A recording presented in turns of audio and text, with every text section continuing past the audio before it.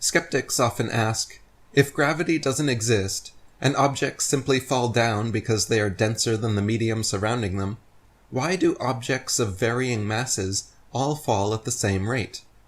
If there is no gravity, why does a helium balloon fall down in a vacuum chamber? And without gravity, why exactly do things fall downwards when dropped, rather than upwards or sideways? To begin with, a feather and an anvil will both fall at different rates because one is radically denser than the medium surrounding, air, while the other is not. Imagine a dandelion seed and a brick, or a piece of paper and a boulder. These examples and many others fall at drastically different rates, debunking the supposed uniform speed of acceleration due to gravity of 9.81 meters per second squared. This phenomenon would be more accurately titled the maximum acceleration towards density equilibrium. As long as something has enough mass and is aerodynamic enough to negate the air resistance, things will fall through air at approximately the same rate.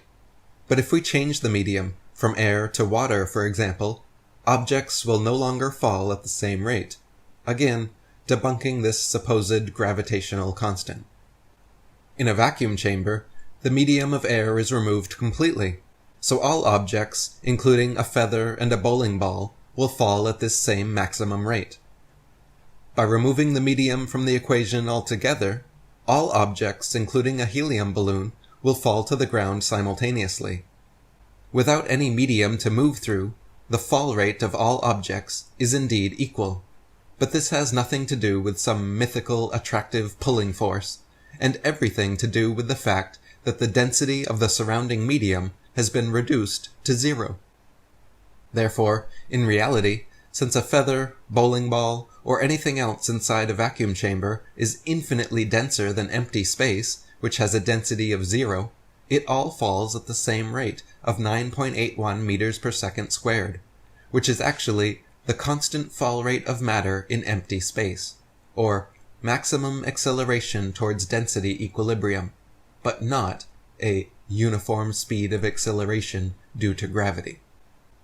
As for why objects fall downwards when dropped, rather than upwards or sideways, firstly, there is a pressure gradient formed by the amount of stacked air, water, and land over you in a column, which increases the pressure, weight, and density the farther down you go, and that defines direction. Secondly, helium balloons fall up, not down, proving there is no downward directional bias. You can also prove this point by throwing various kinds of rocks, including pumice, into a pond. All rocks, excluding the pumice stone, will sink to the bottom. But then when you throw in the pumice, it will rise right back to the surface.